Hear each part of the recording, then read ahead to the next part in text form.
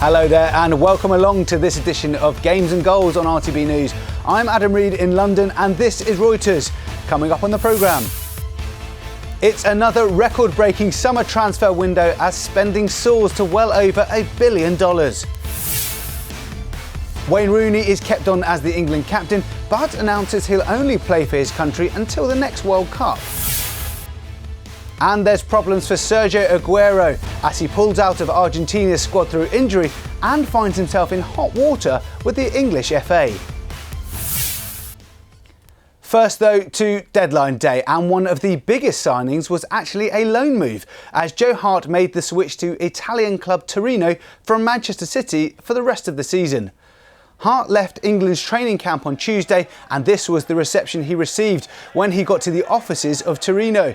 He's been out of favour at City since the arrival of Pep Guardiola, who made it clear that Hart wasn't going to be his number one after the signing of Claudio Bravo from Barcelona. Hart reappeared and posed for his new fans with his new shirt, the deal officially going through on deadline day before he returned to the England squad for this weekend's World Cup qualifier.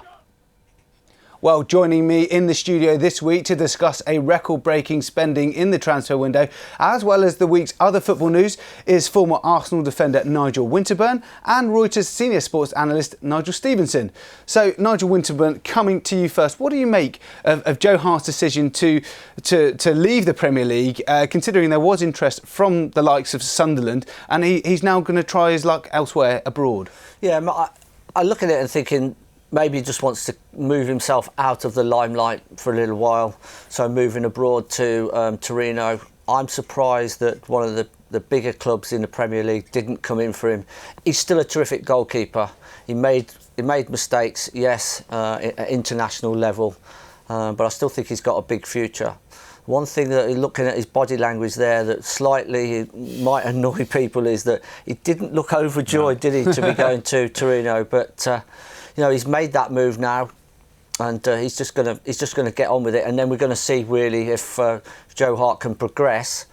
He's still in the England squad. What will be interesting to see is whether he's actually selected for the first game as well. I was going to ask you about that, because is he going to play on Sunday? Is there a case that because he hasn't even been playing apart from that one Champions League game where he didn't seem to do a lot, is there a case that he doesn't start on Sunday ahead of Fraser Forster maybe? Absolutely. I think Fraser Forster will feel that he could come in at this moment in time and be the number one goalkeeper. He's had a lot of game time. He's a terrific goalkeeper as well. And also, I think Sam Allardyce is very, very clever, and he will know that if he selects Joe Hart, he'll be putting himself under a little bit of pressure just because of the slips that he had on international duty. That will be fresh in the mind of the England supporters. It wouldn't surprise me if he goes with Forster. Now, Nigel Stevenson, Joe Hart is going to be playing in Serie A for Torino, not necessarily one of the most fashionable Italian clubs, but what is the best scenario for Joe Hart this season? I think Nigel's right. He's probably best slightly out of the limelight. I think he's right to leave the Premiership, because where else do you play apart from Manchester City unless you actually leave properly? What's the point in being at Juventus? Because you just stand there in goal most of the season and do nothing, and Buffon clearly isn't going anywhere. So actually, I think, apart from possibly moving to another country like Spain or wherever, I think it's quite good. He's going to be busy because where were they, 10th in the season in the table last season? So it's not as if they're the best team. So if he can make some brilliant saves, play regularly, get his confidence back, get a bit more experience of Italy, and help Torino get maybe to the Champions League or at least higher up the table, then I can't see how it works out badly. I agree about playing for England, but I think Fraser Forster may have injured his arm. I think I've just heard that. So it may be that he plays by default, but I would agree. I would start with Forster because I don't think his brain is in place at the moment. He's been trying to figure out what language he's talking. Always finger on the pulse, Nigel Stevenson. Thank you very much for just a second there, guys. Well, there was a dramatic deadline day in the Premier League, culminated in the most expensive transfer window on record. More than $1.5 billion was spent this summer, which included the return of David Luiz to Chelsea late on Wednesday evening. Now, the Brazilian left Stamford Bridge 2 years ago for Paris Saint-Germain, but he's come back to the club saying he has unfinished business. Chelsea have paid nearly $50 million for him and he signed a 3-year deal. Well, elsewhere, Arsenal recruited in the final stages of the transfer window, spending more than $65 million on defender Shokran Mustafi from Valencia and striker Lucas Perez from Deportivo La Coruña. Perez scored 17 goals in 37 games last season, whilst Wenger has already called German international Mustafi a great player. Well, Perez and Mustafi won't be playing their football with Jack Wilshere this season, as he sealed a loan move to Bournemouth.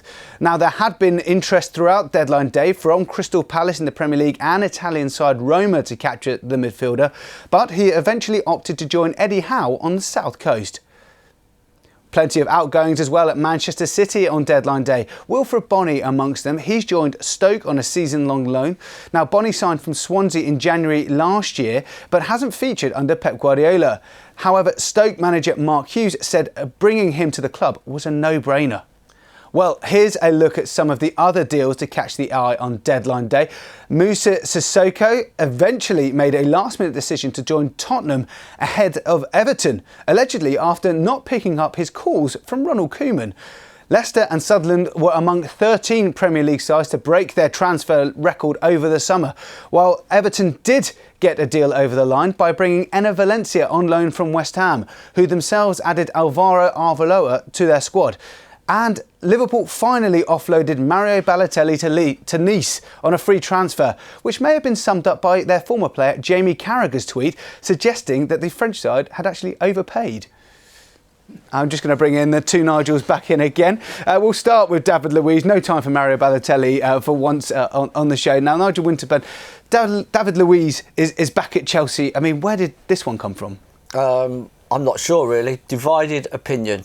David Luiz, very, very good on the ball, but can occasionally, as people say, go missing, put himself in strange positions for a centre-half. Conte, though, likes to play with a back five as well. He's not afraid to switch his systems.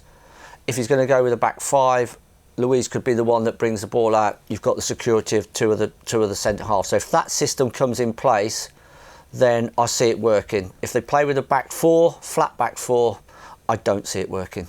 Now, with your Arsenal hat firmly on, I've just got to ask you another one about Jack Wilshere. He's taken the move he wants to stay in the Premier League, unlike Joe Hart. He's gone out on loan though. Bournemouth though, a good move for him? I think from Jack's point of view, he's spent 3 years now out of the Arsenal team. He's been injured a lot. I think he really just needs to get back playing football. To be quite honest, to me, it wouldn't have bothered me whether it was in the Premier League or abroad. I think in the Premier League, you're in the limelight all around the world. You know, it's the top league for being watched by viewers. He needs to be able to trust his body again, that he can play a whole season, go through a whole season without being injured. Slightly surprised it is for the whole season. I would have thought Arsenal initially might have done till January. With a chance that, you know, if they picked up one or two injuries, Jack's a slightly different midfield player to the rest of the players at Arsenal. So that's a surprise. But he's got to trust his body. He's got to prove to himself and everybody else he can play for a whole season. It could be very interesting indeed. Now, away from the ins and outs of the Premier League, and Barcelona bolstered their attacking options before the deadline by signing Valencia captain Paco Alcácer.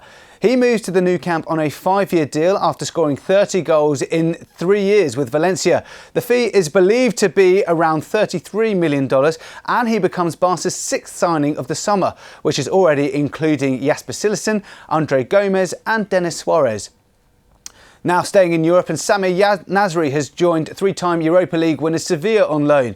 The Frenchman, one of 7 players loaned out by Manchester City this window, and has featured in the 3-1 win over West Ham last weekend.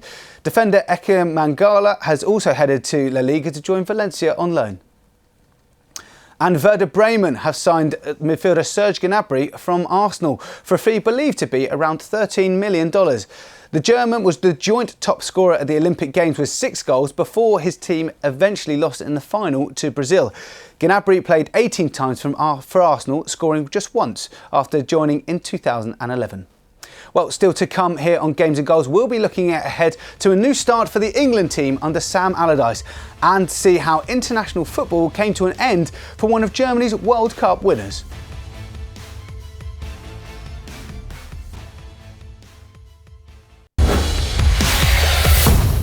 Now, England play their first match under new manager Sam Allardyce this weekend, and after their sorry exit from Euro 2016, Wayne Rooney will be staying on as captain.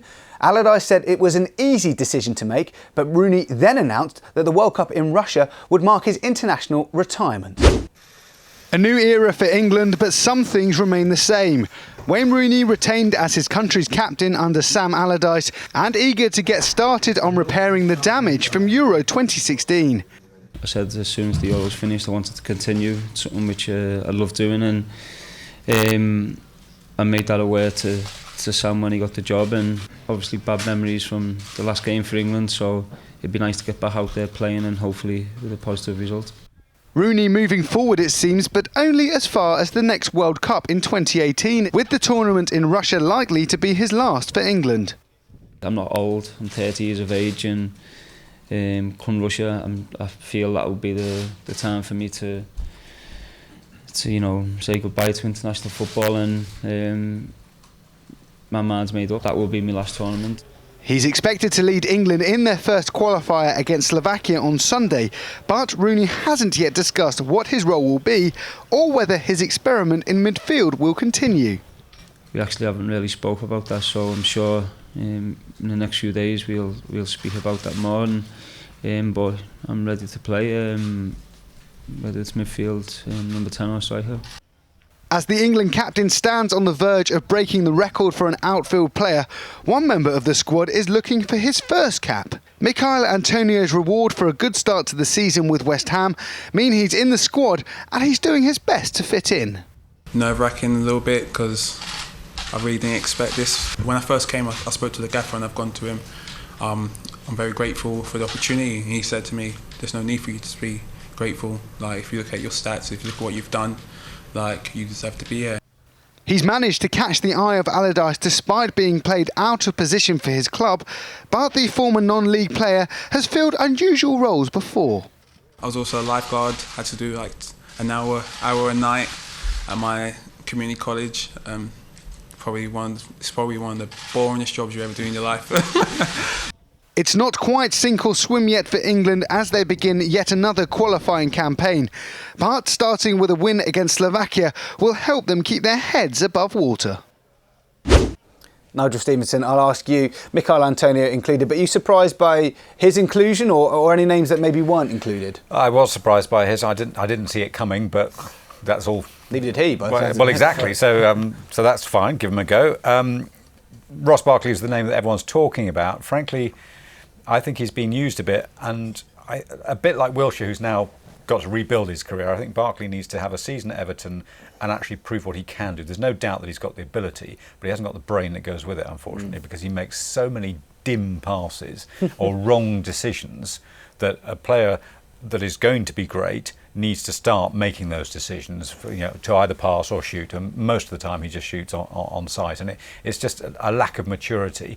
We could look forward, I think, to Ross Barkley being a really good England player, but I think he needs to go back, and I guess Ronald Koeman will probably help him do it and get himself sorted, and then you bring him back. So apart from that, Antonio, for me, is only the real only surprise. Interesting though. Nigel Winterburn, now here we are at the start of another qualifying campaign. England seem to have no problem in qualifying for tournaments, but what's the difference? What do they need to do differently this time round to carry that momentum into a tournament? Well, we never seem to carry the momentum into the tournament. A qualification is usually pretty good. It's when we get to the major tournaments we seem to freeze. Teams seem technically better than us. They seem to get the competition game mode, as I call it, right, and we seem to get it all wrong. So I think what we're going to have to look at before we can judge Sam Allardyce as the England manager is, one, obviously make sure we qualify, and then everybody's going to be looking for the World Cup and see, basically what we do when we get there. Will there be any improvement in that? There has to be some improvement from England, in the next 4 years, that's for sure. But we don't have to win it. I mean, that's the point. Obviously, if we qualify, English people will expect us to win it. That's stupid. I think it's the word progress, because the last two tournaments have been so abject. What I would like to see him do is actually really play English football. I mean, that's what Allardyce, I think, has been brought in to do. You want wingers, and you want Wayne Rooney playing behind a big centre forward, whether that's Vardy or Kane. and actually playing. If we're not technically brilliant, then let's play to those strengths and actually play English football, because that's more difficult for the international players to play against. And I think what Sam Allardyce knows, along the period of qualification, I'm pretty sure we're going to qualify. He'll be confident in qualifying, but he knows no matter what he does, even if we qualify very, very strongly, that he's going to get some criticism because of maybe the style of play is not quite right, how people perceive it. For me, it's going to be all about when we get to the major tournaments.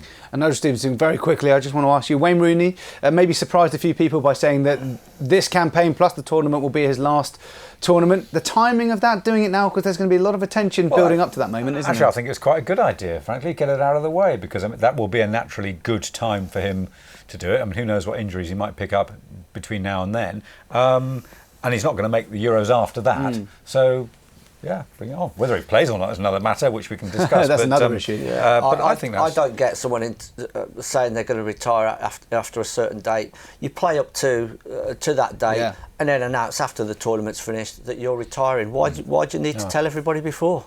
Well, England's first game is on Sunday against Slovakia. Now, it was an emotional farewell to the national German side for Bastian Schweinsteiger on Wednesday night as the Manchester United player played his last international, a friendly against Finland.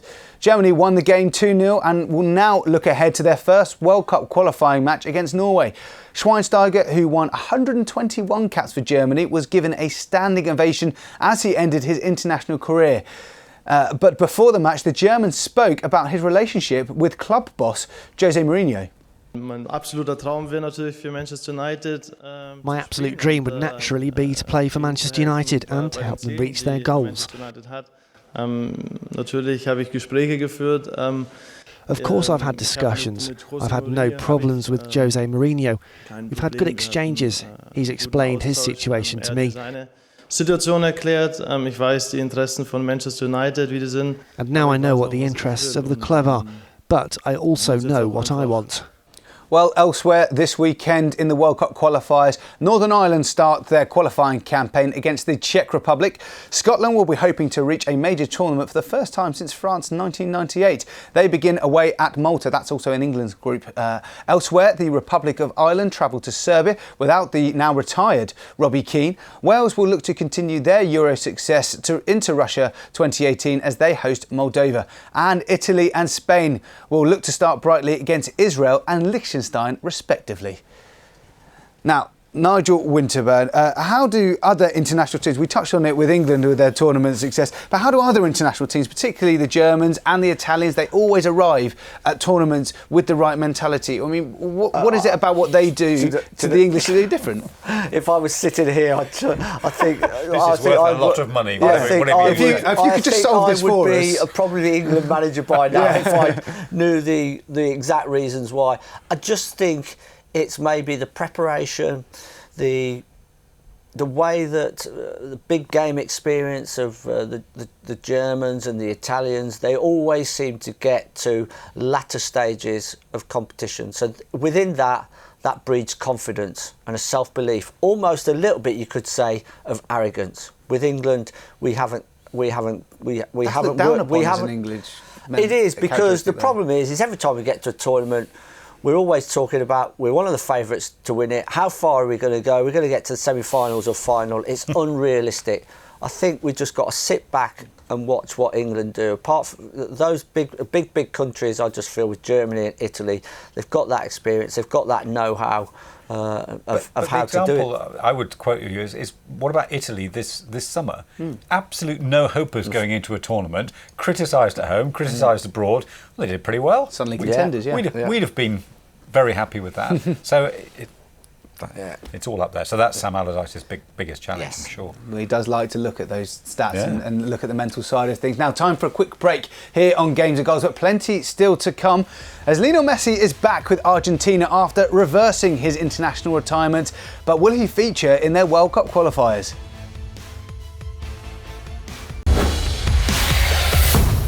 Now, Lionel Messi may have reversed his decision to retire from international football, but Argentina may not be able to call on him for their upcoming World Cup qualifiers. The Barcelona forward is actually struggling with a hamstring injury picked up at the weekend win over Athletic Bilbao. However, Javier Mascherano is glad to have his teammate back in the international setup, but admitted Messi's decision did cause some uncertainty within the group. The fact that a teammate, a friend, someone who fights alongside you, comes out one day and says, "I don't want to play anymore," is an issue, especially if he's your best player, your captain and the team's flagship person. It makes you wonder, if he doesn't come, why do we have to come? Or why are we coming? But now obviously we have the goal of getting to Russia and then seeing what happens. We have the opportunity there which we all want, which is to compete for something we want, for something that we almost had. I'm not sure if you'd call it revenge, but it's definitely a second chance. Now, Argentina will also be without Sergio Aguero, who pulled out of the squad after picking up a calf injury in Manchester City's win over West Ham. More problems for the striker as well, as he faces a potential 3-game ban for an alleged elbow on Winston Reid in that same Premier League match last Sunday. That means, injured or not, Aguero could miss the Manchester derby on September the 10th. Now, Nigel Winterburn, Aguero potentially out for Argentina, potentially out for Manchester City. I mean, that's going to be a big blow early in the season, Manchester derby or not, because they do rely so heavily on him, don't they? Well, he's a sensational centre-forward, isn't he? He can create chances for himself. He's a centre-forward that can play with his back to goal. He can also run in behind as well. He started the season terrifically well in terms of goal scoring as well. And we're suggesting we're talking about being injured, but it looks like he could be suspended as well for the Manchester derby. The first, what people call big test between who people believe in the Premier League. The title is going to go between one of those two teams. It's a massive loss.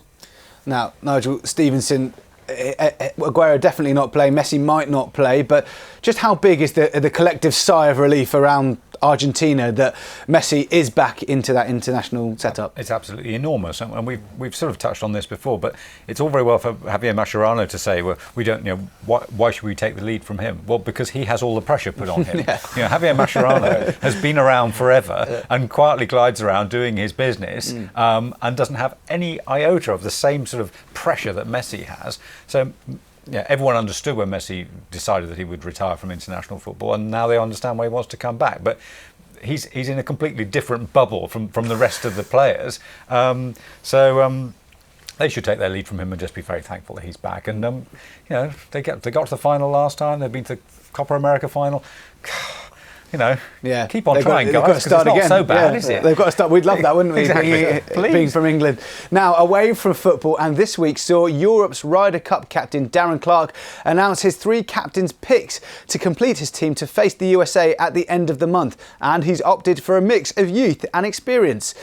Lee Westwood and Martin Keimer have helped Europe to victory before and are selected, as well as rookie Thomas Pieters, who made his case by winning on tour last week. They join names including Rory McIlroy, Olympic champion Justin Rose and Masters winner Danny Willett on the team. In the US Open, Wimbledon finalist Milos Raonic crashed out in the second round, losing to American qualifier Ryan Harrison. Meanwhile, over in the women's draw, French Open champion Garbine Muguruza is also out. The third seed lost to Anastasia Stevastova. Now, after a blanket ban for Russian athletes across all sports at the Paralympics, which begin next week in Rio, the Games governing body have decided that the ban will extend to the Winter Games in 2 years' time as well. The IPC ruled that Russian Paralympians will be excluding from Pyeongchang 2018 over state-sponsored doping allegations. And from the green water of the Olympics to some very brown-looking water for the World Bog Snorkeling Championships. It's a sport for strong swimmers with a strong stomach as well, as 146 competitors battled their way over the 100 metres through the course in North Wales in the fastest time possible. An array of very innovative costumes. Cue sniggering in the studio from my guests. But that's just about it for this week's show, but please do join us next time. As old rivalries are renewed at new clubs, Mourinho faces Guardiola in the season's first Manchester derby. Well, that's just about it for this edition of Games and Goals. My thanks to Nigel and Nigel for their contributions. I'm Adam Reed, and from the Reuters studio here in London, until next time, it's goodbye for now.